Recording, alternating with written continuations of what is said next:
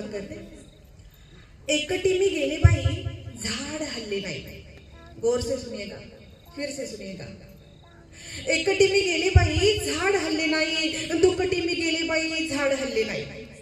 एकटी मी गेले बाई झाड हल्ले नाही, दुकटी मी गेले बाई झाड हल्ले नाही. साऱ्या जणी गेलो आम्ही आणि झाड राहिले नाही. मतितार्थ काय आहे ओळींचा? जर आपण एकजुटीने आणि एक मताने एक विचाराने एकत्र आलो तर आपण असं काहीतरी भव्य दिव्य करू शकतो, जो सोहळा आज आपण इथे अनुभवतो आहोत.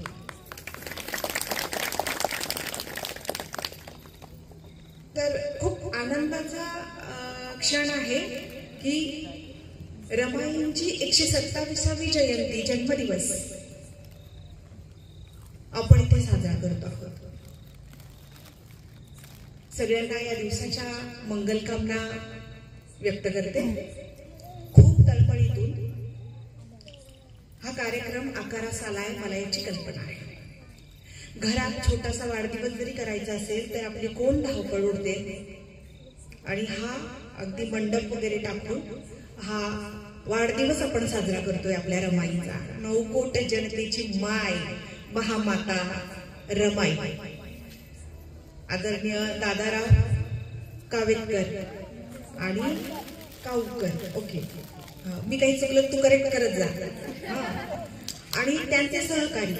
टीम वर्क असतं, कोणत्याही कामाचं एकट्याने उभं राहत नाही. तर मला निश्चित कल्पना आहे की तुमच्या समवेत आणखी आपले बांधव असणार आहेत. तर त्या सगळ्यांचे आणि विशेषतः महिला भगिनींची संख्या इथे जास्त आहे. आणि तुम्हाला सांगू का मैत्रिणींनो, महिला जग बदलणार आहेत एक दिवस. आपल्या पुढाकारानेच बदल घडणार आहे, परिवर्तन घडणार आहे, चेंज होणार आहे. तर तुमची भूमिका खूप महत्वाची आहे सांप्रत काळामध्ये. तर इथे मोठ्या संख्येने महिला भगिनी उपस्थित आहेत. पण काय होतं माहितीये का, माणूस महाबेरकी आणि लब्बाड माणूस आहे, लब्बाड आहे. त्यांनी नेते वाटून घेतले, त्यांनी रंग वाटून घेतले. वाईट हेही वाटतं की समग्र महिला कल्याणासाठी झटणारे, समग्र भारतातील महिला कल्याणाचं उत्थानाचं काम करणारं जोडपं डॉक्टर बाबासाहेब आंबेडकर आणि रमाबाई आंबेडकर. परंतु त्यांचा असा कार्यक्रम जेव्हा आयोजित केला जातो तेव्हा फक्त विजरूनच टाकला जातो. एका विशिष्ट समूहाचे किंवा समाजाचे लोक का बरे येत असतील याचं दुःख माझ्या मनात आहे. म्हणजे आपण काय म्हणूया, याला विचारांचं खुजेपण म्हणूया, अज्ञान म्हणूया, किंवा मी तुम्हाला जाणूनच घ्यायचं नाहीये, काय गोष्टी समजूनच घ्यायच्या नाहीयेत. आणि म्हणून वेगवेगळ्या नेत्यांच्या जयंत्या, पुण्यतिथा, वेगवेगळे समूह आणि जाती धर्म हे साजरे करतात. खरं तर या सगळ्या नेत्यांनी समग्र मानव कल्याणासाठी काम केलेलं आहे, पण हे कोणाला समजूनच घ्यायचं नाहीये. मला तर असं वाटतं खूपदा आपण अजून माणूसच झालेलो नाही आहोत. ज्याच्याकडे समज आहे, आकलन आहे, समजून घेण्याची क्षमता आहे, जिज्ञासा आहे, मुळात संवेदना आहे. आणि हा काळ म्हणजे संवेदना हरवलेला काळ आहे असं मी म्हणते. तुम्हीही ते पाहत अनुभवात असाल. एका कवितेने सुरुवात करणार आहे, कारण मला काऊकर दादांनी आधीच सांगितलं होतं की जिजाऊ, सावित्रीमाई आणि रमाई एकत्रित त्या विषयावरून बोलणार आहे. तर पहिली कविता तुमच्या पुढ्यात ठेवते आणि मग रमाईच्या जीवन चरित्राचं मी कथन करणार आहे.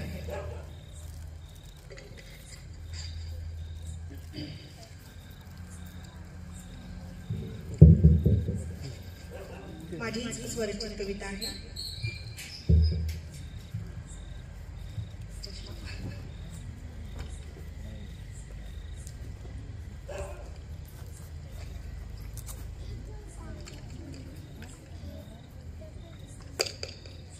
वयोमानाने असे दागिने लागतात आम्हाला.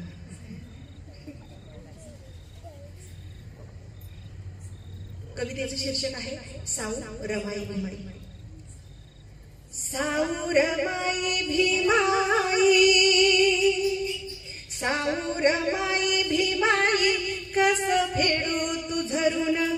साऊ रमाई भीमाई, कस फेडू तू झरून. घेते मोकळा श्वास, गाते स्वात स्वातंत्र्याचं गाणं. साऊर माई भीमाई कसं फेडू तुझं ऋण, घेते मोकळा श्वास गाते स्वातंत्र्याचं गाणं. झाली अक्षर ओळखाल जगण्याचं भान, तथागताच्या धम्मान जागविला स्वाभिमान, जागविला स्वाभिमान, जागविला स्वाभिमान. साऊर माई भीमाई, साऊर माई भीमाई कसं फेडू तुझं ऋण. काय वंदावा तरी मी माझ्या जिजाऊचा बाळा, काय वंदावा तरी मी माझ्या जिजाऊचा बाळा. निश्चयानं घडविला थोर शिवबाला राणा, माया लढली वैराशी कधी लवली ना माला. अशी मानली शूर किती गाऊ गुणगान, किती गाऊ गुणगान, किती गाऊ गुणगान. साऊर माई भीमाई, साऊर माई भीमाई कसं फेडू तुझं ऋण, घेते मोकळा श्वास गाते स्वातंत्र्याचं गाणं. असं जगणं मुलाचं शाहू राजाचं महान, असं जगणं मुलाचं शाहू राजाचं महान.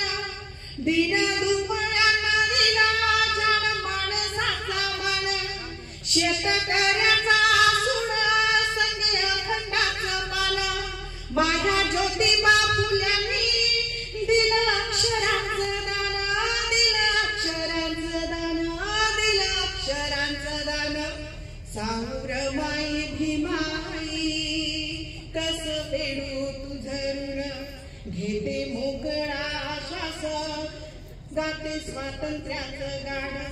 बाबासाहेबांची कीर्ती त्यांनी पेटविल रान, बाबासाहेबांची कीर्ती त्यांनी पेटविल रान. त्यांनी पेटविल पाणी अन भागली तहान, महाडचं तळ. त्यांनी पेटविल पाणी अन भागली तहान. किती अफाट हे ज्ञान ज्यानं लिहिलं संविधान, अशा थोरांना पूजता हो जीवाचं कल्याण, माझ्या जीवाचं कल्याण, माझ्या जीवाचं कल्याण. साऊर माई भीमाई, साऊर माई भीमाई कसं फेडू तुझं ऋण, कसं फेडू तुझं ऋण, कसं फेडू तुझं ऋण.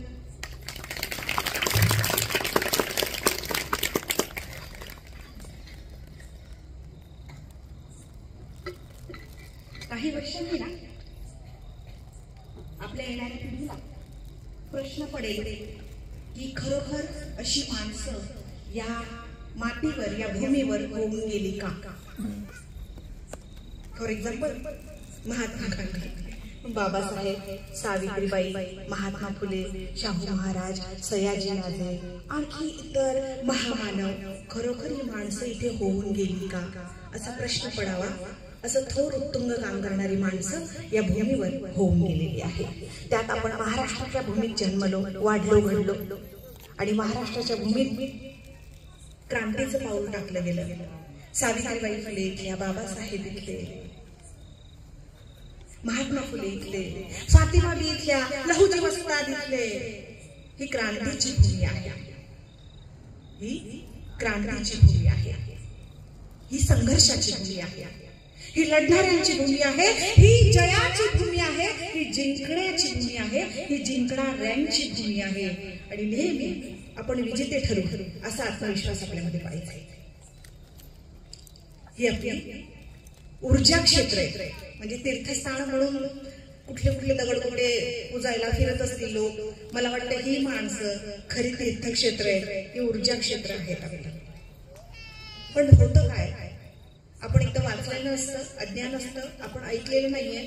म्हणजे मला आनंद वाटतो या गोष्टीचा की हा जो काळ आहे, हा काळ असा आहे की सुनाना हर कोई चाहता है, सुनना कोई नहीं चाहता. आणि अशा वातावरणात जर तुम्ही मला ऐकायला आलेला आहात तर इससे बडी बात कौन सी हो सकती है?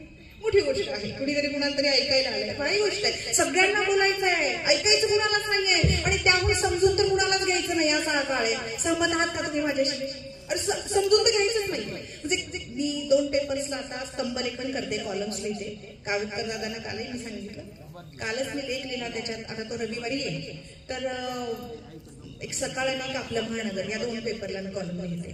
तर मी त्यात लिहिलंय की लोक उत्तर देण्यासाठी ऐकतात, समजून घेण्यासाठी ऐकत नाही. बरोबर सागर? लोकांना असं वाटतं सामना आहे का, हा सवाल जवाब आहे का? गोष्टी समजून घेण्यासाठी ऐका, उत्तर देण्यासाठी नाही. का सासू सुनेचे भांडण आहे, का जावी जावीच आहे, का शेजारी बाजारी आहे, का बांधा बांधावरून भांडण आहे? अरे यातलं काहीच नाहीये.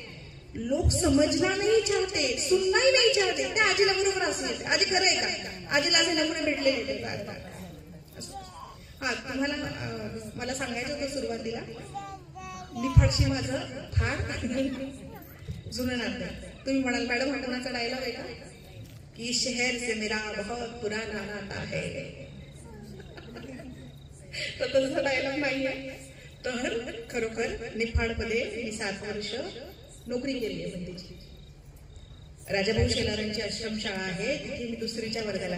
बऱ्याच बायका म्हणत जाईल हिला बघितल्यासारखं वाटते, हिला बघितले का? तेव्हा छोटीशी होती. तर आणि आणखी एक सांगते, मी आज परिसरात राहायचे दादा, सरस्वती नगरला. मी जवळजवळ 2 वर्ष राहिलेले आहे. मला हा एरिया परिचयाचा आहे.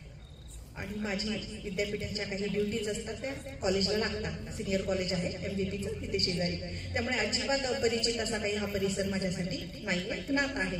आणि मी येत राहते आश्रमशाळेमध्ये वेगवेगळ्या कार्यक्रमांना. मी आजही येते. म्हणजे भाऊंची मी मांडलेली कन्या आहे. तर आहे या परिसराशी, या मातीशी माझं नातं. मला बरेच चेहरे ओळखीचे वाटले. काहींनी मला ओळखलं असेल, काहींना मी ओळखते. असो, आता सांगितल्यानंतर काहींना कळालं असेल कदाचित. तर मी इथे 7 वर्ष नोकरी करत होते. त्यानंतर मी सिनियर कॉलेजला जॉईन झाले. माझा विद्यार्थी बसला इथे, सागर निकाळे, पत्रकार आहे. असे मोठे मोठे माझ्यापेक्षा मोठे विद्यार्थी आहेत माझे. तर रमाई सांगायला आली मी आज. रमाई ढोबळमानाने आपल्याला माहिती आहे. मुळात बरेच विषय आपल्याला ढोबळमानाने माहिती असतात. म्हणजे सावित्रीबाई विचारल्यानंतर आपण सांगतो की शेणामातीचा मारा त्यांच्यावर केला आणि त्या तिथे शिकवायला जायच्या. परंतु आपण म्हटलं की समग्र त्यांचा जीवन प्रवास काय, अनेक प्रसंग आले संघर्षाचे, ते कोणते होते, काय होते, आपल्या चक्कर लक्षात येत नाही. रमाईच्या आयुष्यात पण असे काही प्रसंग आले, ते मी तुम्हाला सांगणार आहे. त्यागमूर्ती म्हणून आपण रमाईला ओळखतो. कितीतरी गोष्टींचं बलिदान केलं रमाईने. पण तुम्हाला हे माहिती आहे का, त्या खूप चांगल्या अर्थतज्ञ होत्या, त्या खूप चांगल्या प्रशासक होत्या, व्यवस्थापन खूप चांगलं होतं त्यांचं. त्या सहनशील होत्या. परंतु त्या सहनशीलतेमागे त्यांना माहिती होतं की माझा नवरा म्हणजे डॉक्टर बाबासाहेब आंबेडकर, भीमराव रामजी आंबेडकर हे खूप मोठं काम करताय. मी काहीच करू शकले नाही, तर घरातल्या तक्रारी तरी किमान मी त्यांना सांगू नयेत म्हणून खूप सक्षमपणे त्यांनी घर सांभाळलं. जर आपण पाहिलं की रमाईंच्या आयुष्याचा प्रवास, तर रत्नागिरी जिल्ह्यातल्या दापोली तालुक्यात वनंद्या गावी भिकू धोत्रे आणि रखमाबाई धोत्रे यांच्या पोटी रमाईचा जन्म झाला. 4 भावंड. मोठ्या बहिणीचे लग्न झालं. हे तिघे गौरा, शंकर आणि रामी असे तिघे राहायचे. तिघे भावंड आणि आई आणि वडील. आता त्या बंदरात काय काम असणार आहे? बंदर होतं तिथे आणि त्या बंदरात काय काम असणार आहे, तर मासे टोपलीत भरून पाठीवर वाहून आणायचे. ती उरफोड करत सगळा डोंगराळ भागतो. आणि ते करत असताना भिकू धोत्रेला म्हणजे वडिलांना, रमाईच्या वडिलांना खोकल्याचा, छाती दुखण्याचा विकार जडला. आणि रखमाबाई अशाच कष्ट करायच्या, खूप कष्ट करायच्या. त्याही सतत आजारी असायच्या. कारण काय आहे, परिघा बाहेरच्या किंवा गाव बाहेरच्या लोकांना सातत्याने कष्टच नशिबात होते, कष्टच वाट्यात होते. आणि गावठी मागायला जावं लागायचं. तराळकी असायची, गावठी असायची, यस्कर पाळी असायची. माहिती पण मला गोष्टी जुन्या बायकांना माहिती असतील. गाव मागायचं, गावाचं संरक्षण करायचं, सांगावा झाडायचा. कोणी मारलं, कुणाकडे लग्न आहे तर हे सगळ्यात पुढे डोक्यावर गॅसबत्ती घेऊन किंवा ते वाजवायला वाद्य, कुणाचं कोणी मारलंय ते पायी पायी नंगे पाव अनवाणी पळायचं इकडून तिकडं. जुन्या आजीला माहित असेल, आजी बरोबर आहे ना, आणि याचा मोबदला गाव काय देणार त्यांना? तर गावठी अस्करीची कामं करणाऱ्या, गावाच्या बाहेर राहणाऱ्या माणसांना कालचे परवाचे 8 दिवसांपूर्वीचे शिळे तुकडे त्यांच्या पुढ्यात टाकणार. ही तुमचा मोबदला, काम करण्याचा मोबदला. गावाची लाकडं फोडून द्यायची, गावाची लाकडं फोडून द्यायची चुलीसाठी सरपण म्हणून. ही कामं यांनी करायची, गावकी नेमून दिलेली असायची. बरं, त्या शिळ्या तुकड्यांसाठी पण मारामार. वाय, अरे काही उत्पन्नाचं साधनच नाही ना, सतत कष्ट तिष्ठून राहायचं आहे गोष्टीसाठी. बरं, आम्ही माणसासारखे माणूस आहोत, पण तुम्ही आम्हाला तुमच्या प्रभाग देतच नाही आहात. प्रदीप जाधव खूप छान कविता लिहितात. ते म्हणतात की खरं तर बाबासाहेब म्हणतात, खरं तर तू आम्हाला नाही त्यांना माणसात आणलेस. आम्ही होतोच माणूस म्हणून, ते स्वीकारत नव्हते कारण ते माणसात नव्हते. खरं तो संविधान नावाचा ग्रंथ लिहिला आणि बाबासाहेबांच्या एका सहीनं सगळे असे एका रेषेत सरळ आले. समता, चातुर्वर्ण व्यवस्था होती ना अशी. एकाच्या तोंडावर दुसरी जात गप्पन बसलेली, दुसऱ्या जातीच्या तोंडावर ही जात बसलेली, आणि खालचा कितीही पात्र, लायक, हुशार, गुणवान, बुद्धिमान असो, त्याला वरती येण्याची परवानगी नाही. आणि वरचा कितीही नालायक, पात्र, गुणहीन असो, त्याला खाली लोटण्याची प्रज्ञा नाही. बाबासाहेबांनी ही चातुर्वर्णी व्यवस्था अशी केली सरळ. सगळे एका रेषेत आणि सगळे एका रांगेत. आपण माणसं आहोत म्हणून ते संविधानाच्या पहिल्या पानावर लिहितात, आम्ही भारताचे लोक. आणि कुणाला अर्पण करताय? आपल्यालाच अर्पण करत आहात. आणि म्हणतात we are firstly and lastly Indian. आपण काय आहोत? आपण सुरुवातीला आणि शेवटीही, प्रारंभी आणि अंतही कोण आहोत? भारतीय आहोत. कुठला जात धर्म नाही म्हणायचे. पण हे कुणाला कळतं? ज्यांचं शोषण होतं त्यांना हे कळतं, आणि जे गप्पन सगळ्यात वरच्या वर्गात बसलेले असतात त्यांना हे कळत नाही. बाबासाहेबांनी संविधान ग्रंथ लिहिला आणि सगळ्यांना एका रांगेत एका रेषेत समता, न्याय, बंधुता आणि स्वातंत्र्य बहाल केलं. तर रमाबाईंचं योगदान खूप मोठं आहे. अप्रत्यक्ष असेल पण आहे, ते आपल्याला अमान्यच करता येत नाही. जेव्हा परदेशात बाबासाहेब गेले होते शिकायला, आणि तेव्हा सक्षमपणे त्यांनी घर सांभाळलं नसतं, संसार सांभाळला नसता. तुम्हाला माहिती आहे का? 3 आपली स्वतःची 4 अपत्य आणि त्यातली 3 अपत्य मातीत पुरावी लागली बाबासाहेब इथे नसताना रमाबाईंना. काय बाबासाहेबांच्या मृत अपत्यांची नावं काय माहितीये तुम्हाला? रमेश, इंदुमती, गंगाधर, आणि शेवटचा अत्यंत देखणा जो बाबासाहेबांना अत्यंत प्रिय होता, राजरत्न. गुटगुटीत, गोरापान, नक्षत्रासारखा सुंदर, 2 वर्षाचा होऊन तोही वारला. का बरं यांच्या वाट्याला हे आलं? कारण समाजाचा संसार सांभाळत असताना त्यांनी स्वतःच्या संसारावर तुळशीपत्र ठेवलं, पाहिलंच नाही. स्वतःच्या आयुष्याकडे खरंच गांभीर्याने पाहिलं नाही. ते म्हणतात 7 कोटी जनतेचा संसार. म्हणजे त्या जेव्हा गरोदर होत्या रमाबाई, तेव्हा त्यांना धड औषधोपचार मिळाले नाही, की धड आहार मिळाला नाही, त्याही कमकुवत. आणि जी जन्माला मुलं यायची तीही तशीच कमकुवत आणि कमजोर. आणि पैसाच नाही ना, उपचार करावा तर पैसाही नाही जवळ. आणि अशा वेळेला ह्या माऊलीला आपली 4 अपत्य माती आड लुटावी लागली. बायका म्हणायच्या, अगं बॅरिस्टर व्हायला गेला ना तुझा नवरा, एवढा शिकला, आणि तू काय करतेस? इथून जाते त्या माहीमपर्यंत शेणाच्या गौऱ्या थापतेस, विकतेस, इंधन म्हणून वापरतेस, बायका नावं ठेवायच्या. मी तर म्हणते रमाबाई अशी महिला असेल भारतातली पहिली, जिनं नवरा इथं नसताना किंवा नवरा समाजाचा संसार सांभाळत असताना स्वतःचा संसार तर सक्षमपणे सांभाळलाच, पण आपल्या छोट्या मोठ्या कमाईतून बाबासाहेबांसाठी शिक्षणाला पैसाही पाठवला. साधी गोष्ट नाहीये ही. गोष्ट कधीची सांगते? त्यांचा जन्म कधी झाला? 1897 मधला जन्म आहे. आणि त्यांची मी कहाणी सांगत होती सुरुवातीची. तर रखमाबाई म्हणजे रमाईंच्या आई वारल्या. 3 पोरं माघारी टाकून त्या गेल्या. खूप व्याधी होती त्यांना, आजारात त्या गेल्या.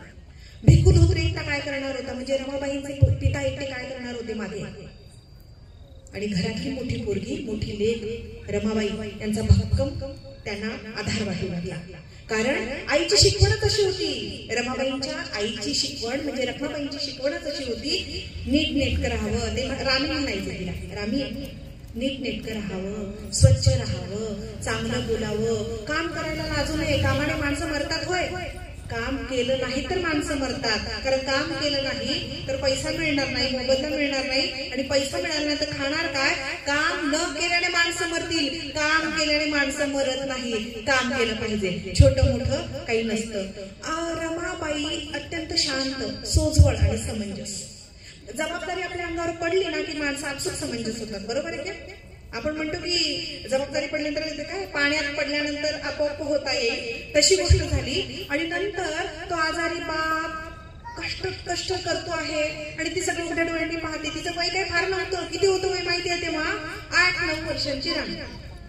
आणि बापाचं ते दुखणं पाहते आहे, ते गौरा आणि शंकरचे इवले तोंड चेहरे पाहते आहेत आणि घर सांभाळते. आणि अशा भिकू धोत्रे म्हणजे रमाईच्या वडिलांचंही निधन झालं. तिन्ही पोरगी झाली. मग मुंबईला राहणारे गोविंदराव वलंगकर, त्यांचे मामा आणि काका, कुणाचे? रमाबाईंचे मामा आणि काका हे दापोलीला आले आणि पोरांना मुंबईला घेऊन गेले. मुंबईला घेऊन गेल्यानंतर मामांकडे ही तिन्ही पोरं राहिली. मामा म्हणजे काय फार तालेवार नव्हते, त्यांची परिस्थिती बेताचीच होती, परंतु एकमेकाच्या आधाराने ते राहू लागले. आणि त्याच्यानंतर जिजाबाई म्हणजे भीमरावांच्या दुसरी आई सावत्राई यांनी पाहिलं की भीमरावांच्या म्हणजे बाबासाहेबांच्या, आणि लहानपणी बाबासाहेबांना भिवा म्हणायचे, भिवाच्या लग्नाच्या गोष्टी चाललेल्या आहे, मुलगी बघतायत, मग काय करूया? अरे त्या वलंगकरांच्या घरात खूप सोजवळ, शांत, समंजस आणि कामाचा उरक असणारी पोरगी मी पाहिली आहे, मला फार आवडली ती. म्हणून त्यांनी काय केलं, रामजी बाबांना सुचवलं की अशी सुंदर पोरगी तिथे आहे, कामसू आहे, कष्टकरी आहे, समंजस आहे, मितभाषी आहे. आणि मग काय, भिवाचं आणि राणीचं लग्न ठरलं. बरं काय, फार बडेजाम होता, पैशाचा तर आधीच अभाव होता, कारण रामजी बाबा सेवानिवृत्त होते, सैन्यात होते. मग तर भायखळ्याचा बाजार भरण्याच्या आधी तिथे मंडई भाजी बाजार भायखळ्याचा, तर तिथे भाजी बाजार म्हणजे 10-11 नंतर अशी गजबज सुरू व्हायची. तर मग सकाळी मोकळी जागा आहे ना, मग सकाळी या दोघांचं तिथे लग्न लावून दिलं आणि मग घरी आणलं. परकर पोलक्यातली राणी आणि भिवा म्हणजे बाबासाहेब तेव्हा शिकत होते. एवढा विद्वान, बुद्धिमान, प्रकांड पंडित नवरा आपल्याला लाभलेला आहे हे हळूहळू राणीला कळू लागलं. रमाईला बाबासाहेब रामू म्हणायचे. मी हे पुस्तक लिहिलंय रमाईचं चरित्र, आणि यात सगळा पत्रव्यवहार आहे. बाबासाहेब परदेशात असताना रमाईला पाठवलेली पत्र आणि रमाईंनी इकडून पाठवलेली पत्र, हा पत्रव्यवहार याच्यात आहे. त्यात बाबासाहेब लिहितात त्यांना, प्रियतम रामू. प्रेम कसं व्यक्त करावं, किती सुंदर, निरातिशय प्रेम होतं बाबासाहेबांचं रमाईवर, निश्चित प्रेम होतं. तर राजगृहाचा प्रसंग शेवटी येईल तेव्हा तुम्हाला ते आणखी ठळकपणे कळेल. तर त्यांची पुस्तकांची खोली होती बाबासाहेबांची, आणि तिथे ती घुटमळत राहणार. त्यांनी तिला लिहिण्या वाचण्यापुरतं शिकवलं. सावित्रीबाईंना जसं ज्योतिबांनी शिकवलं ना, मातीच्या पाठीवर काडीच्या लेखणीनं क ख ग घ आई गिरवायला शिकवलं, तसं बाबासाहेबांनी रमाईला कामापुरतं लिहाय वाचायला शिकवलं. त्यांनी परदेशातून पाठवलेली पत्र रमाई वाचायच्या, आणि काय लिहायचंय पत्रात इकडून पाठवताना तेही विचार करून लिहायच्या. तर रमाई ना हळूहळू कळत गेलं की आपलं ज्याच्याशी लग्न झालंय तो काही साधा सुद्धा माणूस नाहीये, लय हुशार माणूस आहे, बुद्धिमान माणूस आहे. आणि 10वीत जेव्हा मॅट्रिक झाले बाबासाहेब, तेव्हा त्या गल्लीत त्यांच्या केळुस्कर गुरुजींनी आयोजित केलेला सत्कार समारंभ होता. तेव्हा गावकुसाबाहेर किंवा महार वस्तीत असे काही महार मातंग भिल्ल कोणत्याही आहे, गाव कसा बाहेरच्या वस्त्या आहेत, त्या वडार वस्ती घ्या, भिल्ल घ्या, मातंगाची, अशी काही तिथे सत्कार समारंभ सोहळे मुळे पाहिलेच नव्हते. टेबल खुर्ची, मग पाण्याचा तांब्या ठेवलेला आहे आणि कोणीतरी फुलं देत आहे त्याला आणि हे करताय, सत्कार करताय, हे काय आपल्या वाट्याला फार नव्हतं तेव्हा. तो काळ प्रचंड संघर्षाचा होता. आणि महार समाजातला पहिला मुलगा मॅट्रिक होता म्हणजे दिवाळीच ना हो. फार मोठी गोष्ट आहे ना. मी तर म्हणते बरं झालं तो माणूस पहिल्यांदा शिकला आणि मग आम्हाला शिक्षणाचं महत्व कळलं. बाबासाहेब म्हणतात शिक्षणाशिवाय तरुणोपाय नाही. शिकलो म्हणून बोलू लागलो. कुठं पडलो होतो आम्ही अडगळीत सांगा ना. कशाला बोलवलं असतं तुम्ही आम्हाला? आणि तुम्हाला तरी घरातून सोडलं असतं का? किती वाजले? 7च्या आत घरात कुठं चाललीस? हा बदल शिक्षणामुळे घडलाय. बाबासाहेब म्हणजे क्रांती खूप मोठी. रवीश कुमारला ऐकता का तुम्ही? रवीश कुमार बाबासाहेबांची व्याख्या एकाच वाक्यात करतात. मला फार आवडतं. मी रवीशची खूप मोठी फॅन आहे आणि मी नियमित ऐकते त्यांना. रवीश कुमार म्हणतात बाबासाहेब आंबेडकर का मतलब है लाखों करोड़ों की भीड़ के सामने अकेला खड़ा हो जाना. अरे साधी गोष्ट आहे का? लाखो करोडोच्या गर्दीसमोर एकट्याने लढणं. आता आपल्याकडे गॅजेट आहे, डिजिटल सर्व्हिसेस आहे. आता आपण शिकलो. आता आपली वेगवेगळी मंडळ आहेत, संघटना आहेत, स्थापना आहे. तरी आपल्याला प्रस्थापित व्यवस्थेविरोधात लढायचं म्हटल्यानंतर अजूनही कठीण आहे.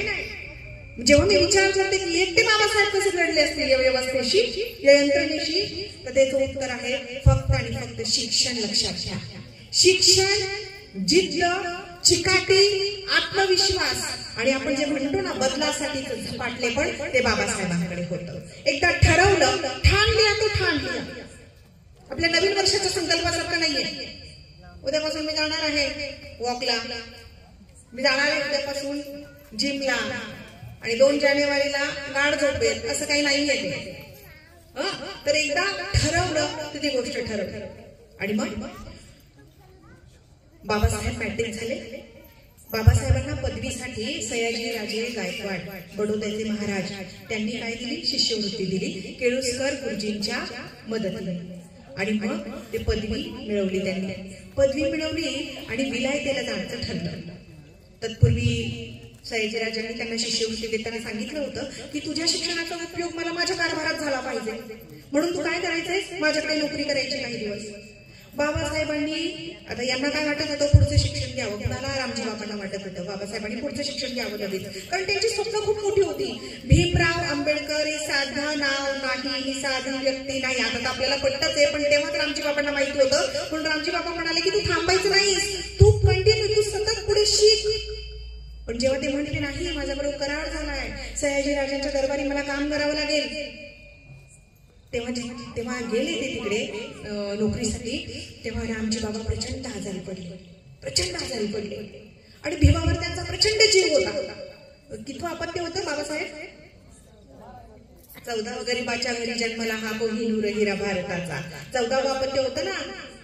आणि जे कबीरपंथी त्यांचे गाळकुटे होते, ज्यांनी संन्यास घेतला होता आणि घर सोडून निघून गेले होते, ते कधीतरी भीमाईला भेटले होते आणि भीमाईला म्हटले होते की 14वं अपत्य तुझ्या पोटी जन्माला आलं ना, तो काही साधा सुद्धा पोरगा नसेल, मुलगा नसेल. आणि झालं तसंच.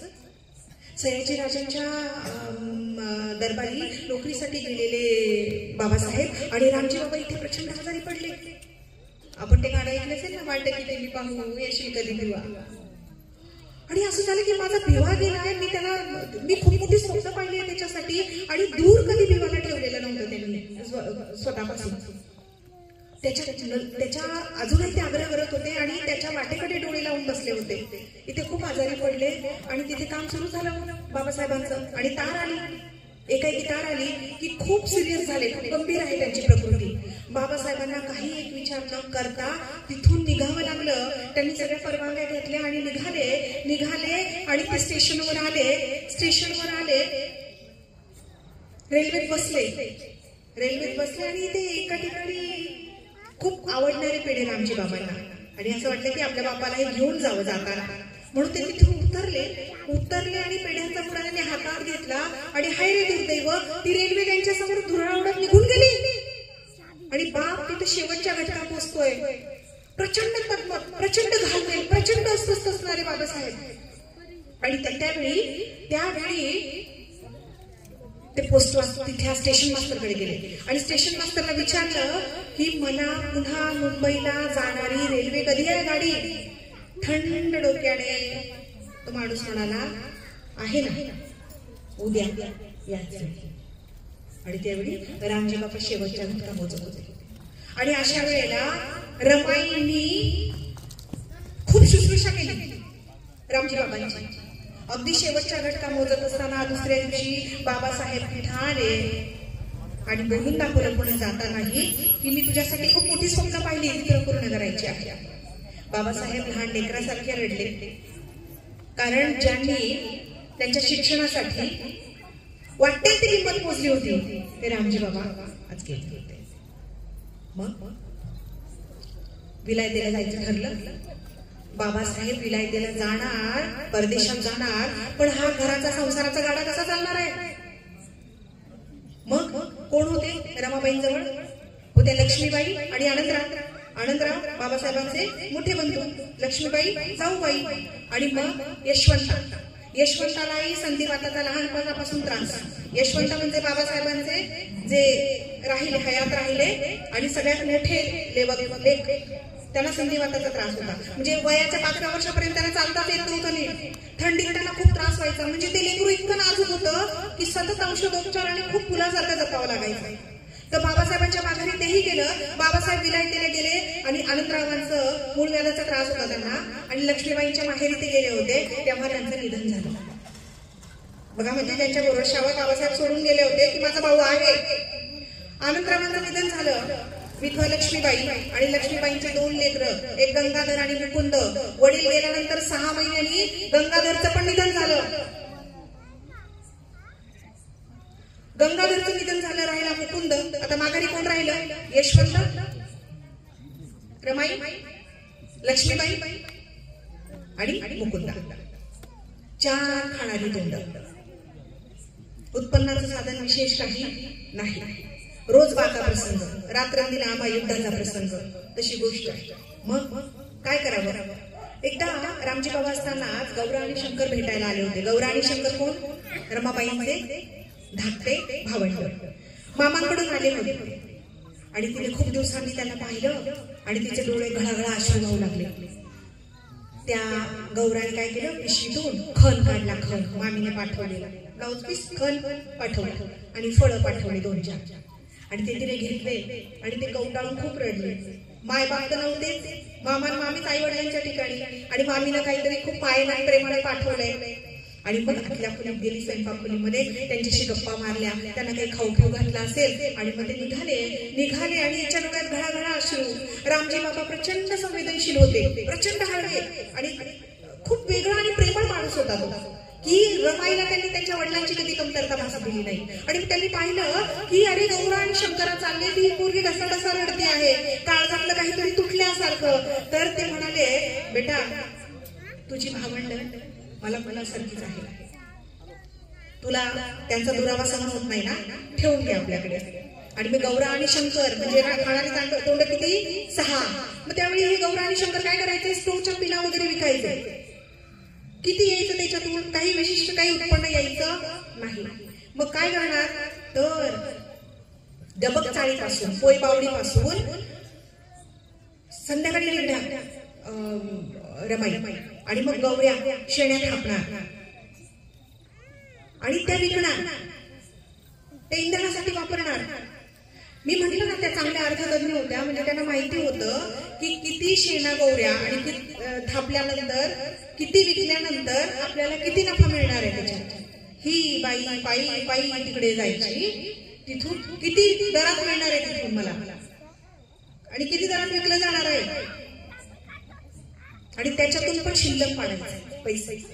1.5 रुपया एका दिवसाला खर्च करायचा आहे. 1.5 रुपयात काय होणार आहे? 1.5 रुपयात 1 दिवस घर चालवायचं. किती भाकऱ्या करायच्या? 4 भाकऱ्या करायच्या.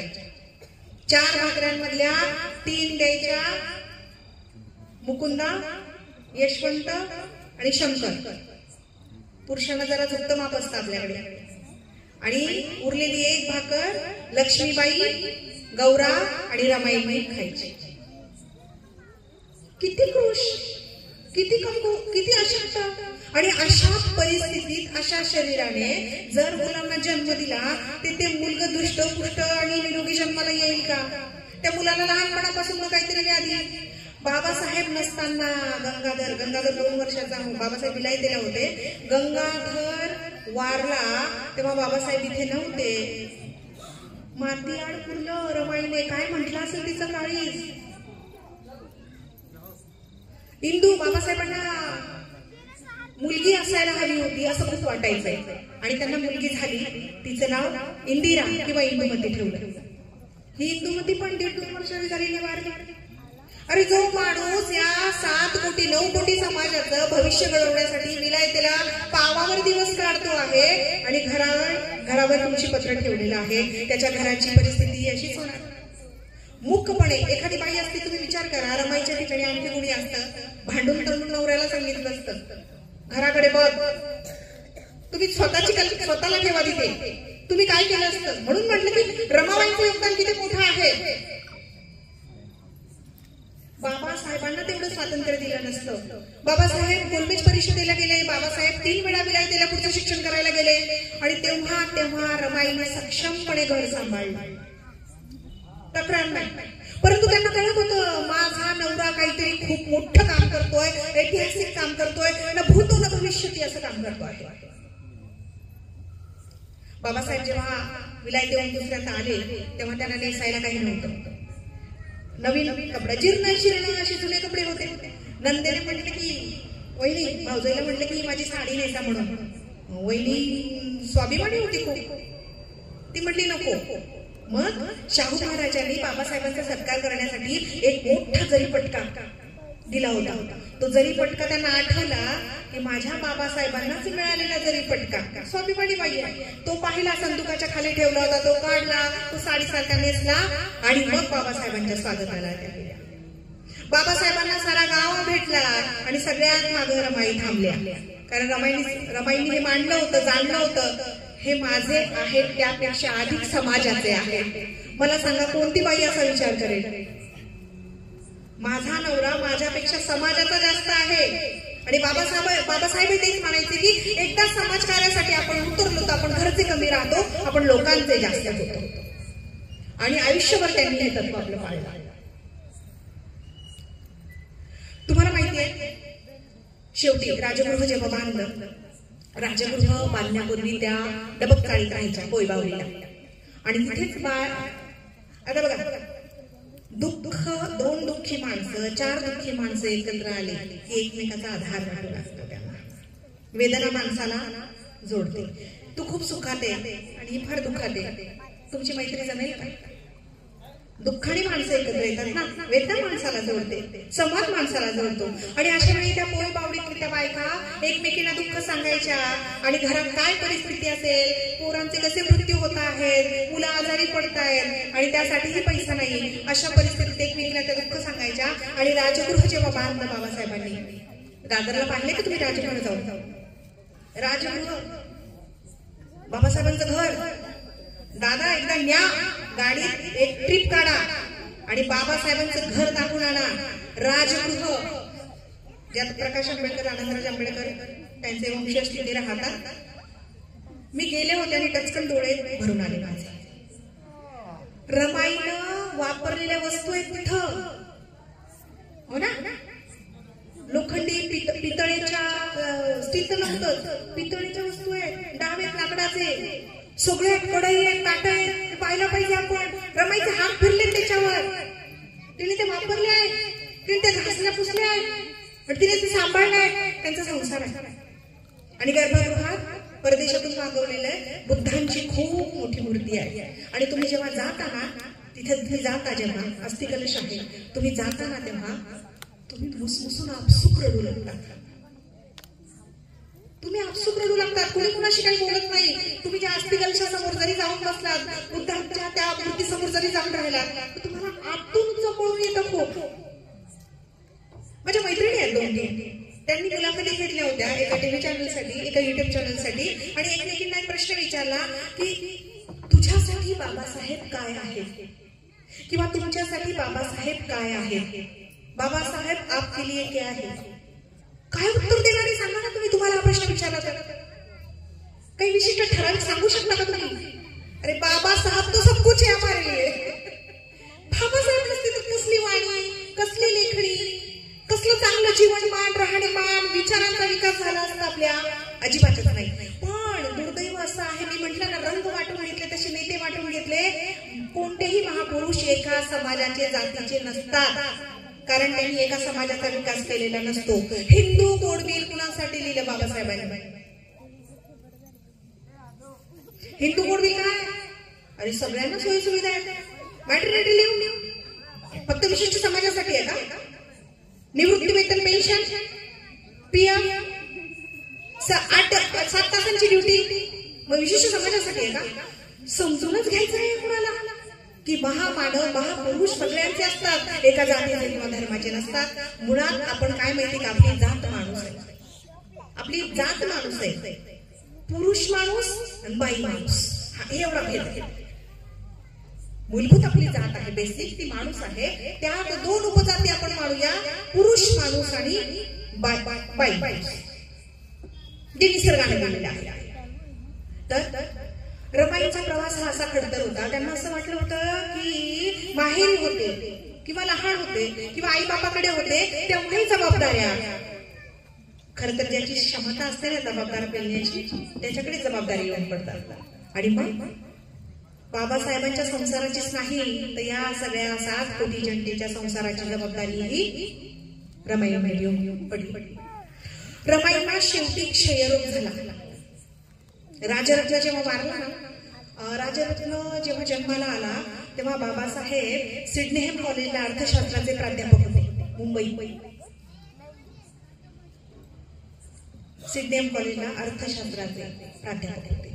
आणि आजूबाजूच्या सगळ्या मोठ्या कॉलेजेस मधून बाबासाहेबांचं लेक्चर ऐकायला मुलं येऊन बसायची, लोक येऊन बसायची तिथं. बाबासाहेबांना तेव्हा पगार होता 450 रुपये. आयुष्याचा खूप मोठा काळ त्यांनी प्रचंड उपेक्षित घालवला. कोणी? रमाईने प्रचंड आर्थिक तंगीत घालवला. पण आता बाई त्यामध्ये विचारायच्या, साहेब म्हणायच्या, साहेब अजून एखादी डिग्री बाकी आहे का तुमची? आणि बाबासाहेब इतके त्या पुस्तकांमध्ये हरवलेले असायचे, कधी कधी त्यांना जेवायचं पण भान राहायचं नाही. जेवण वाढलंय समोराजी, बरोबरचे जेवतायत आणि ही पुस्तक. एकदा तर त्यांना इंग्लंडच्या कायद्याचे 5 खंड भेटले एका जुन्या पुस्तकांच्या दुकानात 500 रुपयाला. विचारच केला नाही बाबासाहेबांनी, घेऊन आले 5 खंड जाड जाड पुस्तकांवर अतिशय प्रेम त्यांचं. आणि मग जेवताना घेतले मांडीवरती आणि लागले चालून जेवायचं गेले विसरून. रमाई बाबासाहेब जेवल्याशिवाय जेवायचे नाही. रमाईला वाटायचं बाबासाहेब आत्ता जेवतील, आत्ता घास उचलतील, आत्ता जेवतील. बाबासाहेब पूर्ण रत होऊन गेले. समोर ताट वाढलंय हेही त्यांना त्याचा विसर पडला. ते म्हणले की साहेब जेवताय ना? रमाई म्हणायला, साहेब जेवताय ना? हं काय रमा? हो साहेब जेवताय ना? अरे हो जेवायचं आहे का? हा हा तू आढळून आणलेस का? थांब थोडस, खूप महत्वाचं पुस्तक आहे, तुला समजणार नाही. हे इंग्लंडचा कायदा आहे, 5 खंड बघ मला 500 रुपयात मिळाले. साहेब अहो वाचा, अवश्य वाचा. पण त्या पुस्तकात असं काही लिहिलंय का बायको पोरांकडे पण लक्ष द्यावं? असं लिहिलं असेल तर वाचा, जरूर वाचा असं त्या म्हणायचं. मग त्यांना फार हव्यास नव्हता की मला हे हवंय, मला ते हवंय. जे हवंय ते माझ्या साहेबांसाठी आणि माझ्या संसारासाठी. तर मी गोष्ट सांगत होते तुम्हाला सिडनेहम कॉलेजची. बाबासाहेब मुंबईच्या सिडनेहम कॉलेजला प्राध्यापक म्हणून, अर्थशास्त्राचे प्राध्यापक म्हणून रुजू झाले. त्यांना पगार होता 450 रुपये. पहिला पगार झाला. बाबासाहेबांना वाटलं रमाईला मी कधी सुख देऊ शकलो नाही, आनंद देऊ शकलो नाही. आणि मग आल्या त्यांनी काय केला, 450 म्हणजे खूप ना हो, खूप पगार होतो. मग अख्खी 10ची नोट पण त्या बाईने दुरापास्त पाहणं. त्या बाईच्या हातात बाबासाहेबांनी 450 रुपये टेकवले. रमा हा माझा पहिला पगार. तू म्हणतेस ना मी तुझ्यासाठी काही करू शकलो नाही, हे पैसे घे. आता बाबासाहेबांना काय कल्पना, या 450 रुपयाचं रमाई काय करणार आहे? रमाईने लक्ष्मीबाईला बरोबर घेतलं, बाजारात गेल्या, बाजार हाट केला, घरातल्या गृहोपयोगी खूप वस्तू घेतल्या. आणि खूप दिवसांचं स्वप्न होतं, खूप दिवसांची इच्छा होती की सगळ्यांना नवीन कपडे घ्यायचे. आणि त्या पैशात त्या नवीन कपडे घेऊन आल्या सगळ्यांसाठी. त्या आल्या हातात पिशव्या. बाबासाहेबांनी पाहिलं, काय गरमा काय नाही, ज्या गोष्टी नव्हत्या, एवढ्या दिवसाची माझी इच्छा होती, राहून गेलं होतं ते. अगं तुला काही कळतं का, या पैशांची थोडी थोडी बचत कर. त्या पैशाची बचत करून मला पुन्हा पुढचं शिक्षण घ्यायला जायचंय. रमाई म्हणाले, म्हणजे अजून शिक्षण बाकीच आहे तुमचं? मग हे बघा, रमाईने त्या दिवसापासून पुन्हा काटकसर करायला सुरुवात केली. तर काय, बाबासाहेब त्या दिवसापासून म्हटले की तुझ्या हातात पगार देणार. बाबासाहेब मोजून वरचे 50 रुपये हातात देणार रमाईच्या. मग रमाई मी म्हटलं त्या चांगल्या अर्थतज्ञ होत्या, चांगल्या व्यवस्थापक होत्या, त्या घरापुरत्या तरी चांगल्या अर्थतज्ञ होत्या. त्यांनी काय करावं, त्या 50 रुपयातल्या 1.5 रुपयांच्या 30 पुड्या तयार केल्या. त्यांच्या हिशोबाने त्यांचे व्यवस्थापन किती रुपये झाले म्हणजे 1.5 रुपयाच्या 30 पुड्या म्हणजे 30 दिवसांच्या. मी हा 1.5 रुपया काढणार, खर्च करणार, तो दिवस गेला. पुढच्या दिवसासाठी पुन्हा 1.5 रुपये काढणार, झाले 30 रुपये. किती झाले, 45 झाले. 15 ते 45, 50 रुपयातून 5 रुपये उरले. 5 रुपये बाबासाहेबांच्या पुढच्या शिक्षणासाठी रमाई त्या 50 रुपयामध्ये पण बाजूला ठेवायच्या. बघा ना, ठीक आहे त्या बोलत असतील बाबासाहेबांना की तुमच्याकडे लेकरांकडे तुमचं लक्ष नाही, घराकडे, पण आतून कुठेतरी वाटत होतं नाही आपले साहेब शिकले पाहिजे. बरं, आपले साहेब म्हणजे युगानुयुग अंधारात आणि अंधकारात गर्दीत खितपत पडलेल्या आपल्या लोकांना बाहेर करून आणणार. मग म्हणजे फक्त त्या महार समाजाचा विचार करत होते ना. बौद्ध धर्म तर नंतर सुधारला बाबासाहेबांनी 56 साली. मग गाव कसा बाहेरची सगळीच घरं, महार, मातंग, भिल्ल, वडार, सगळी. म्हणून मी म्हणते इथे सगळे लोक पाहिजे, बाबासाहेब सगळ्यांचे. हे कळणार कधी आपल्याला, आम्हाला समजूनच घ्यायचं नाहीये. असं कसं चालेल तर. आणि मग ते 5 रुपये शिल्लक ठेवायचे आणि असा संसार सुरू राहिला. नंतर बाबासाहेब गोलमेज परिषदेला गेले. तेव्हा गोलमेज परिषदेला त्या जेव्हा सोडवायला गेल्या, बोटी असायच्या मोठ्या. पूर्वी काही प्लेन नव्हते, बोटींवर महिने प्रवास करावा लागायचा. आणि गोलमेज परिषदेला जाताना रमाईने विचारलं की बाबासाहेब त्या बोटीत तुम्ही एवढा प्रवास करता, त्या बोटी तरी कशा आहे. उत्सुकता होती तिला लहान लेकरासारखी. बाबासाहेबांनी बोट दाखवली रमाईला. अरे ते म्हटलं इथे राहण्याचं पण आहे, खाण्याचं आहे, अंघोळीचं आहे, ती सगळीच व्यवस्था आहे या बोटीवर. अशा पण खूप जिज्ञासा होत्या. आणि नवरा जसा विस्तारत होता, नवऱ्याचं काम जसं विस्तारत होतं तसं त्याही समृद्ध होत होत्या. महाडच्या तळ्याचा सत्याग्रह होत होता, महाडच्या तळ्याचा रायगडमध्ये. तेव्हा त्या मागेच लागल्या बाबासाहेबांच्या. कारण काय, पुणे करार जेव्हा झाला ना, गांधीजी उपोषणाला बसले. स्वतंत्र मतदारसंघाची बाबासाहेबांनी मागणी केली आणि पुणे करारावर बाबासाहेबांनी सही केली नसती तर गांधीजींचं आयुष्य धोक्यात होतं. अशा वेळेला बाबासाहेबांवर कुणी जीव घेणं हल्ला करणार आहे अशा अफवा पसरायच्या. आणि खरोखर हा माणूस फार रूढी प्रथा परंपरा ज्या गच्च घट्ट आहेत त्या बदलायला निघालेल्या आहेत. पेर की जुती पेरणे, या लोकांना कसं डोक्यावर घेऊन आपण नाचायचं, किंवा या लोकांना डोक्यावर पण जाऊ द्या, हो आपल्या बरोबर उठतील बसतील अशी तरी का त्यांना परवानगी द्यावी. म्हणूनही काही लोक पेटून उठले होते. आणि मग गांधीजींच्या मुद्द्यावर त्या पुणे करारावर पण असंतोष पसरला होता. बाबासाहेबांच्या एका सहीनं गांधीजींचं जीवन वाचलं. पुणे करारावर सही घेतली, सही केली बाबासाहेबांनी. आणि मतदारसंघाचा, स्वतंत्र मतदारसंघाचा जी मागणी होती, जो हट्ट होता, तो त्यांनी थांबवला.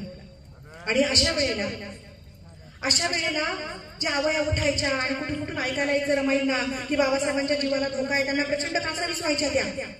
म्हणजे त्यांचा विश्वास बाबासाहेब होते ना, बाबासाहेब म्हणजे त्यांचं विश्व. अख्खं आयुष्य त्यांनी त्यांच्यावर घातलंय, कसलाच विचार केला नाही. आणि रायगडमध्ये महाडच्या 14 तळ्याचा सत्याग्रह होता. तेव्हा तर रमाई मागेच लागल्या, नाही तुमच्या जीविताला धोका आहे साहेब, मी तुमच्या बरोबर येणार. म्हटले रामू तू कशाला येतेस, तुझं काय काम आहे तिकडे. नाही मी येणार, माझ्याबरोबर बाया पण येणार. अगं तू काय करशील तिकडे येऊन, आम्ही भाकऱ्या थापू ना तुमच्यासाठी. रमाई म्हणले तुम्ही एवढे लोक चालले, तुम्हाला खायला नाही लागणार होय, तुमच्यासाठी भाकऱ्या थापू का आम्ही तिकडं. बाबासाहेब हो म्हणाले. पण बाबासाहेबांच्या डोक्यात होतं हिला न्यायचं नाहीये. बाबासाहेब म्हणाले हो मी येतो, तुम्ही तयारी करून ठेवा. रमाईला इतकी उत्सुकता की साहेबांबरोबर पहिल्यांदा जाणार आहे, चळवळीत आंदोलनात मोर्चात जाणार आहे. माझे साहेब करतात तरी काय, लाखोंच्या सभा कशा गाजवत आहे, लोक कसे बदलवत आहे, मला पाहायचंय. आता साहेबांबरोबर मी जाणार आहे. बाई काय आनंद आणि सगळी तयारी. आणि बाबासाहेब मात्र तिकडच्या तिकडेच निघून गेले.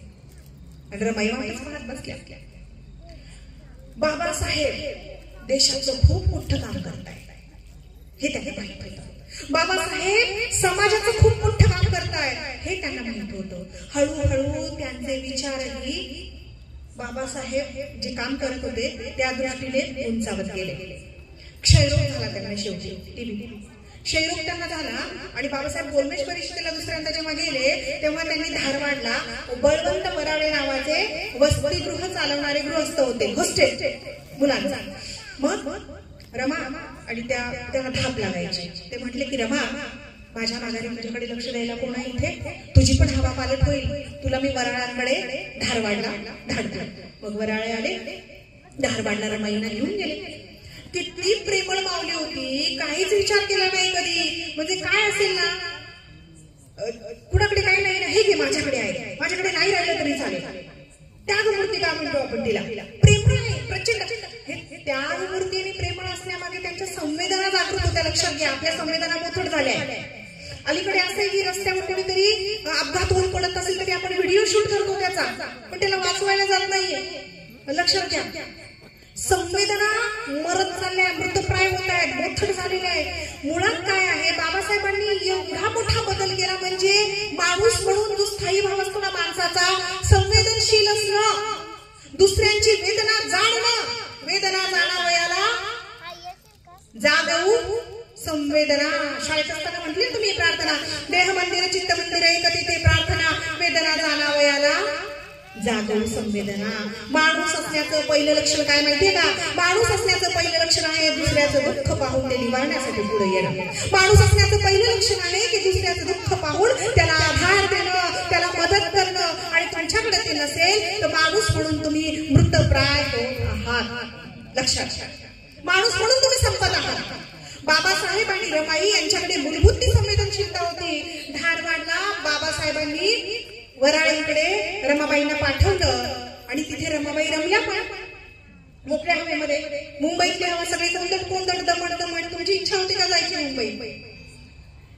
आणि त्यावेळी आणखी थोडी मोकळी असेल मुंबई कदाचित, तरीही तो त्रास व्हायचा त्यांना. आणि मग त्या धारवाडला गेल्या. धारवाडला गेल्यानंतर त्या वसतिगृहातली मुलं खेळायला यायची रोज पटांगणामध्ये, मैदानामध्ये. आणि त्या रमल्या होत्या, त्या पाहायचं की मुलं खेळतायत. पण 3 दिवस ती मुलं आलीच नाही खेळायला तिथं.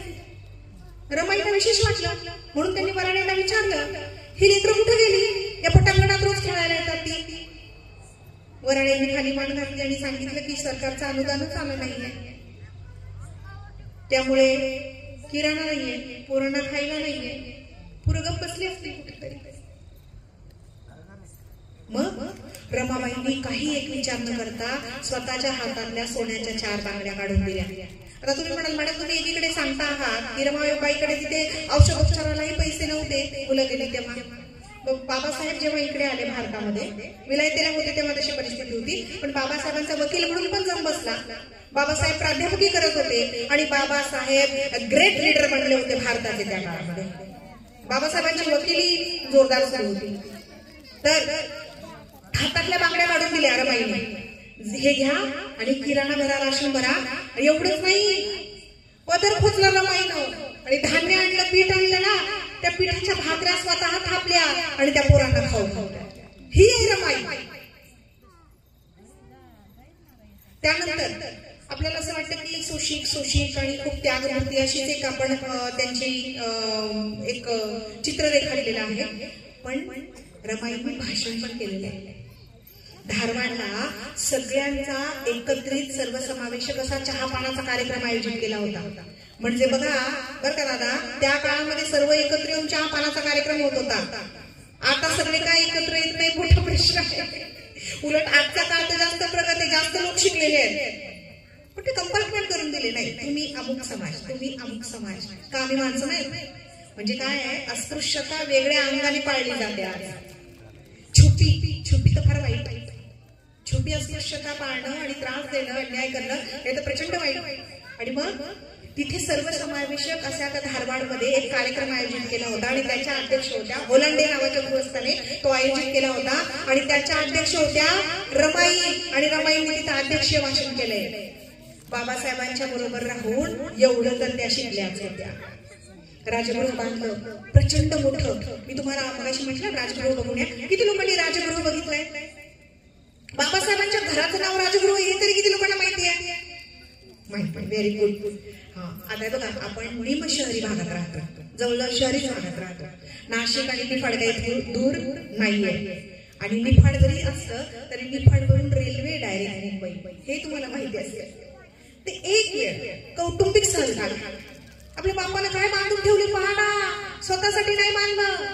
म्हणजे रमाई म्हणतात आमच्यापेक्षा त्या पुस्तकांना जास्त जागा लागायची. आणि ते राजगृह इतकं म्हणजे इतकं सुंदर बांधलंय, त्याचं दर्शनी बांध प्रचंड सुंदर आहे. बाबासाहेब म्हणत होते एकदा त्यांच्या सहकाऱ्यांना, मी हे काय इतकं देखणं बांधलंय, मला काय फार चलनी विलासी जीवन आवडत नाही जगायला, मी हे का बांधलंय माहिती का एवढं सुंदर. 7 कोटी जनतेला कळावं की शिक्षणाने माणसाला काय होता येतो, शिक्षण हा मार्ग काय, माणसाचं राहणीमान, विचार, जीवनमान सगळं बदलतं शिक्षण. Education is a change. हा बदल किती उन्नती होते माणसाची हे मला दाखवायचं आहे. मग राजगृहामध्ये ते राहायला आले. बाबासाहेबांनी स्वतः प्लॅन केलाय बरं का राजगृहाचा. बाबासाहेबांनी स्वतः आर्किटेक्चर केलंय त्याचं. त्याने बराच खूप वेळ खूप वर्ष ते बांधकाम चाललं. म्हणजे ते बांधल्यानंतर बाबासाहेब म्हणायचे असं नाही, मला असं पाहिजे. हिंदू कॉलनीत आहे ते, ऐन मोक्याच्या ठिकाणी आहे, तुम्ही जा. आणि मी काय सांगते, जाण्यापूर्वी एकदा गुगल सर्च करा राजगृह आपल्या बापाचं घर कसं दिसतं इथे. मला तर तिथे गेल्यावर असं झालं कुठे फोटो काढून ते नाही, माहेरी आल्यासारख्याचं फील होतं. फार सुंदर, खूप ऐकलं होतं. इच्छाशक्ती पाहिजे आपली तिथपर्यंत जाण्याची. तर गेलो तिकडे आणि बघितलं त्या राजगृहाची जेव्हा वास्तुशांती म्हणून, वास्तुशांती नाही आपण घरभरणी किंवा प्रवेश म्हणून, गृहप्रवेश. बाबासाहेब काय विज्ञानवादी होते, बाबासाहेब विवेकवादी होते. बाबासाहेबांनी अंधश्रद्धा देव हे तरी काही मांडलं नाही. मात्र आपल्या मुलाला दीर्घायू आणि आपल्या नवऱ्याला दीर्घायू लाभावी म्हणून पौर्णिमेचा एक उपवास करायच्या रमाई उपवास करायच्या. आणि रमाईच्या माहेरी आध्यात्मिक वातावरण होतं, त्यामुळे त्या शांत, सोजवळ, सात्विक, समंजस वगैरे असाव्या. राजगृहामध्ये ते जेव्हा त्या आल्या तेव्हा त्या म्हणल्या होत्या की मला एवढ्या मोठ्या घरात राहायची सवय नाही साहेब, मी कुठेतरी कोपऱ्यात राहील. अगं रमा अशी काय करतेस, तुला मी आयुष्यभर काही देऊ शकलो नाही, हे जे आहे ते तुझंच आहे आता. मग माझ्या त्या पोय बावडीतल्या बायकांना बोलू का, माझ्या मैत्रिणींना बोलवू की, त्यांचं पण आहे. त्या बायका यायच्या, भेटायच्या आणि त्या म्हणायच्या मी तर आले त्या चाळीत तुम्ही ठरायला, पण बाया हो तुम्हाला कधी काही अडचण असेल, कधी काही सांगायचं असेल, मन मोकळं करायचं असेल, काही मदतही पाहिजे असेल, माझे साहेब आहेत आणि मी आहे, हक्काने या. राजगृह तुमचं पण आहे. आणि तुम्हाला मी सांगते राजगृह तुमचं पण आहे, आपलं आहे. ते ऊर्जास्थान. बाबासाहेब राहिले, बाबासाहेबांचा वास होता तिथे, बाबासाहेब वावरले तिथं. त्या भिंतीचा स्पर्श केलाय बाबासाहेबांनी. त्या भिंती उभा करण्यासाठी जो आलेख काढला तो बाबासाहेबांचा आहे. बाबासाहेबांनी ती जमीन मिळवून न देण्यासाठी हिंदू कॉलनीत जमीन न मिळवून देण्यासाठी प्रचंड प्रयत्न झाले. एक महाराज माणूस कसा काय या कॉलनीत जागा घेतो, तुम्ही बघाल ना ती जागा आणि ते घर खरं बघण्यासारखं आहे. तर शेवटी बाबासाहेब शेवटचं ह्या रमाई जाण्यापूर्वी शेवटचं व्याख्यान वसईला बाबासाहेब, आणि त्या खूप थकल्या रमाई. आणि त्यांना बाबासाहेब या समाजकार्यात आणि या सगळ्या राजकारणात सक्रिय झाले होते, त्यामुळे ते इतके व्यस्त होऊन गेले होते की रमाईला पाहायलाही मिळायचंय की बाबासाहेब आहेत, 2 मिनिटं थांबले, 5 मिनिटं बोलणं तर दूरच. बाबासाहेबांच्या पायाला सारखी पिंगरी, इकडे भाषण आहे, इकडे ठराव आहे, इकडे मोर्चा, इकडे आंदोलन आहे, इकडे सभा आहे, इकडे मिटिंग आहे, तिकडे परिषद आहे. बाबासाहेब सतत समाजासाठी पायाला पिंगरी आणि रमाईसाठी उसतच नाही. त्या दिवशी मी गोष्ट सांगते तुम्हाला, 25 मे 1935 बाबासाहेब वसईला गेलेले. 25 तारखेला रमाईच्या अंगात त्राणच नाही, खूप आजारी आहेत त्या. लक्ष्मीबाई जवळ आहेत त्यांच्या, पण एक असं होतं रमाईचं की बाबासाहेब आल्याशिवाय भले पूर्ण होऊ नये, ते जेवणार नाही आणि झोपणार नाही. माझे साहेब सही सलामत आले ना, मग ते विश्वास टाकणार. आणि 25 मेला बाबासाहेब जे गेलेले पहाटे रात्री 1 वाजला तरी बाबासाहेब आले नाही. रमाईला झोप आली नाही. 26 मेला रात्री 1 वाजता बाबासाहेब गेटचा आवाज आला, राजगृहाच्या गेटचा उघडण्याचा आवाज आला आणि लकाकले रमाईच्या डोळ्यांनी. पाहिलं तर साहेब आलेत माझे, कारण त्यांना सतत भीती वाटायची. बाबासाहेबांवर कोणी हल्ला करतं का, त्यांच्या जीविताला धोका आहे का. कारण रायगडावर ते गेले होते तेव्हा दावा उठवलीच होती की त्यांच्यावर हल्ला झालाय म्हणून. तर बाबासाहेब 1 वाजता आले. अगं रमा झोपली नाहीस तू? मला कसली झोप येते साहेब, तुम्ही सही सलामत सुरक्षित घरी असले आल्याशिवाय मला झोप येते. होय, जेवलीस का? मला भूक नाही, मला तुम्हाला फक्त डोळे भरून बघायचं होतं. रमा काय ग, तापलीस तू खूप? ताप भरलेला नाही. मी गोष्ट सांगते 26 मेची आणि 27 मेला रमाई गेल्या आणि त्या डोळ्यात म्हणजे अगदी डोळ्याची वाट बघत होत्या त्या की कधी बाबासाहेब येतील. बाबासाहेब 26 मेला आले मध्यरात्री आणि रमाबाई म्हणाल्या, साहेब आज मला असं वाटतंय तुमच्याशी बोलावं, मला थोडा वेळ द्या. बाबासाहेबांना नेहमी एक अपराध असायचा की मी हिला खरंच काही देऊ शकलो नाही. तर ते मला म्हणाले की हो आत्ता येतो. बाबासाहेब गेले, हातपाय धुतले, कपडे बदलून आले, रमाबाई जवळ येऊन बसले. कसं झालं साहेब भाषण? छान झालं. काय बोललात तुम्ही भाषणात? आता रमाबाईंना काहीच कळत नाही, निमित्त पाहिजे, नवरा बोलत राहायला पाहिजे, नवरा समोर पाहिजे. काय बोललात भाषणात? अगं हे अस्पृश्य निवारणासाठी हे काही जे चाललेलं आहे सगळं, आजची सभा खूप वेगळी होती, गव्हाणकर आले होते, हे होते, नेत्यांची नावं घेतली, सांगितली. साहेब मी गेल्यावर स्वतःची काळजी घ्याल ना? अचानक काय बोलते? हसल्या, असं मलून हसणं असतं ना ते. हे बघा, लक्ष्मीबाईंची काळजी घ्या, यशवंताची काळजी घ्या, तो अशक्तच आहे, आणि सगळ्यात जास्त तुमच्या तब्येतीची काळजी घ्या, कारण नंतर माझ्यानंतर तुमच्याशी वाट पाहणार कुणी नसेल ना. घ्या ना स्वतःची काळजी. बाबासाहेबांना तिचं बोलणं फार वेगळं वाटलं त्या दिवशी. काहीतरी वेगळं बोलते, असं कधीच निर्माणीचं बोलत नाहीये. बाबासाहेबांनी कपाळात हात लावला रमाईच्या. रमाई फणफण तापाने फणफणलेल्या आहेत, खूप अशक्तपणा, खूप वेळ झालाय. अगं रमा 3 वाजले पहाटेचे, झोपतेस ना आता, तुला आरामाची गरज आहे. आणि बाबासाहेब पहाटे त्यांच्या मुलीत गेले. रमाबाई इकडे झोपल्या आणि पहाटे 5च्या दरम्यान त्यांच्या जीवाची घालमेल सुरू झाली, तगमग, प्रचंड तगमग सुरू झाली. श्वास घ्यायला त्रास होऊ लागला त्यांना, आवाज निघेना कंठातून. लक्ष्मीबाईंनी पाहिलं त्यांची ही परिस्थिती, साहेबांना आवाज दिला. साहेब धावत त्यांच्या खोलीतून आले. साहेबांनी तिची ती परिस्थिती पाहिली आणि टचकन डोळ्यात पाणी आलं. रमाई म्हणाल्या, आवाज निघत नव्हता तरी, साहेब साहेब साहेब तुमच्या मांडीवर माझा प्राण गेला पाहिजे, मला मांडी द्या का. मांडीवर रमाईचं शीर बाबासाहेबांनी घेतलं आणि आयुष्यात पहिल्यांदा रमाईने एवढं जवळ, एवढे डोळे भरून बाबासाहेबांना पाहिलं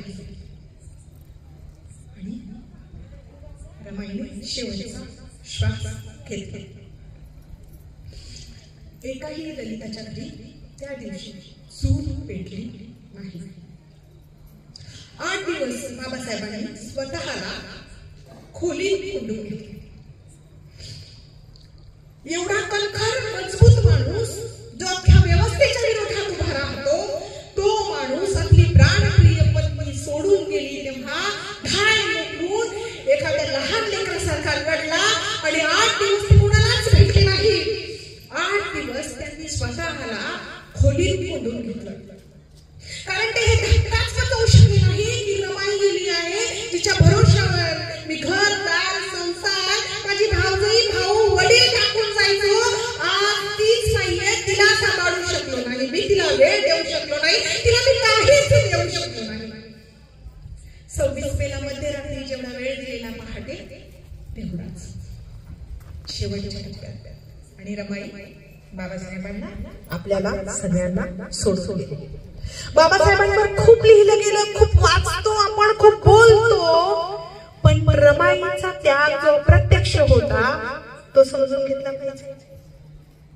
म्हणजे आपण शिवाजी महाराज जेव्हा सांगतो, ऐकतो, लिहितो, तेव्हा शिवाजी महाराज खूप मोठे आहेत हे आपल्याला माहिती आहे. पण त्यांना घडवणारी जिजाऊ किती मोठी असेल, जी त्या लेकराला घडवते. बरोबर, ह्या गोष्टी आहेत सगळ्या. तर अशा पद्धतीने रमाईने शेवटचा निरोप घेतला. आता रमाईच्या चरित्रातून आपण काय शिकायचंय? तुम्ही ठरवा, अडचणीचे प्रसंग येतील तरी खंबीरपणे उभं राहायचं, सरेंडर व्हायचं नाही, अगतिक व्हायचं नाही. जोपर्यंत शेवटचा श्वास आहे आणि अंगात बळ आहे, आपण लढलं पाहिजे, आपण उभं राहायला पाहिजे, आपण जबाबदारी घ्यायला शिकली पाहिजे. रमाई आपल्याला हे शिकवतात. एका बाईचा त्याग आज आपल्याला सगळी सुख संसाधनं देतोय. लक्षात घ्या, एका बाईचा त्याग. ज्या म्हटल्या असत्या त्या नाही मी संसार करणार तुमच्या बरोबर, सांभाळा तुमचा संसार, मी नाही पाहणार, तुम्हाला इथेच थांबावं लागेल. काय झालं असतं विचार करा. Can you imagine this thing? तुम्ही कल्पना करा. नाही, तुम्हाला इथेच राहायला पाहिजे भारतात, मी नाही सगळं सांभाळणार. किती तिलांजली गेली. अरे बाबासाहेब किती कमी काळ लाभले रमाईला. म्हणजे हेरंब कुलकर्णी नावाचे जे समाज सेवक आहे आणि शिक्षण तज्ञ आहे, त्यांनी बाबासाहेबांच्या आयुष्याचा हिशोब लावलाय की बाबासाहेब किती काळ स्वतःसाठी देत होते, जेवायला किती काळ, कुटुंबासाठी किती काळ. नाही, सातत्याने कुठल्या ना कुठल्या कामातच व्यग्र असतं. ते म्हणतात की बाबासाहेब तुमच्या आयुष्याचा हिशोबच मला लागत नाही. रमाईच्या आयुष्याचा, रमाईच्या आईच्या आयुष्याचा हिशोब तोही आपल्याला लागत नाही. किती किती त्याग केले, किती. म्हणून मी म्हणते की ही जाणीव आपण ठेवणं गरजेचं आहे. ही माणसं आहेत ना, ही आपली प्रेरणास्थान आहे. काय घेऊन पुढे जायचंय आपण. म्हणून मला आज इथे यावं लागलं तुमच्याशी बोलायला. मला इथे बोलवलं, थांबूया ना, बराच वेळ झाला. मला इथे बोलवलं, बोलण्याची संधी दिली, तुम्ही शांतपणे ऐकलं. याबद्दल मी सगळ्यांचे, या मंडळाचे आभार मानते. रमाईंना पुन्हा अंतःकरणपूर्वक अभिवादन करते आणि थांबते. धन्यवाद. जय भीम, जय संविधान, जय भारत.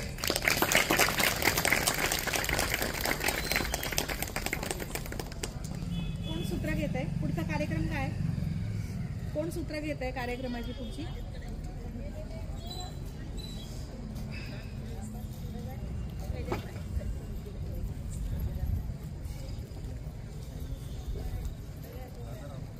सुरुवात केली होती म्हणून आईने शेवट करते.